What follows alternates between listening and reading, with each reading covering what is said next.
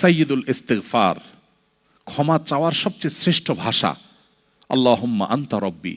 কত মধুময়, কত অর্থবহ, কত ঈমান জাগানিয়া, কত আপনার ঈমানি স্বাদ জাগ্রত করার মতো একটা দোয়া। আল্লাহুম্মা আনতা রব্বি, আল্লাহ আপনি আমার রব, আপনি আমার পালনকর্তা।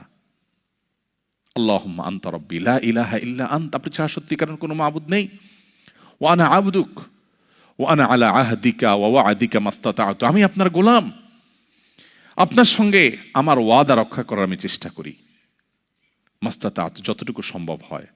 আউযু বিকা মিন শাররি মা সানাত, আল্লাহ যে অপকর্ম আমি করে ফেলেছি, যে গুনাহ আমি করে ফেলেছি, এই গুনাহের যে ক্ষতি, এটা থেকে আমি আপনার কাছে পানা চাই, আমাকে যেন জাহান্নাম গ্রাস না করে, এই গুনাহের ফলে দুনিয়া যেন আমার ক্ষতি না করে।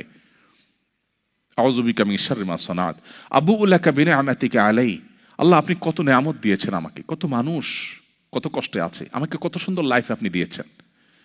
ওয়া আবুউ লাকা বিযামবি, এত ভালো লাইফ দেওয়ার পরও আমি আপনার নাফরমানি করেছি, সেটাও আমি স্বীকার করি।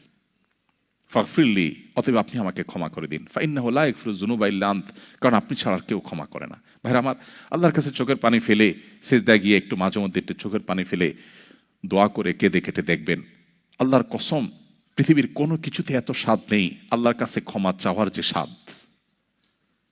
কারো কাছে ক্ষমা চাইলে ভালো লাগে না।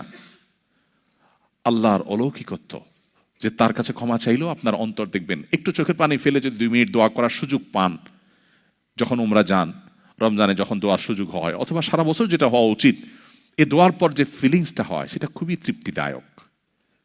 একটু চোখের পানি ফেলার পর, একটু দোয়া করার পর অসম্ভব ভালো লাগায় কাজ করে, যেটা পৃথিবীতে অন্য কোথাও হয় না। কারোর ভয়ে কাঁদলে আপনার ভালো লাগবে না, বাট আল্লাহর ভয়ে কাঁদার পর আপনার ভালো লাগা কাজ করবে।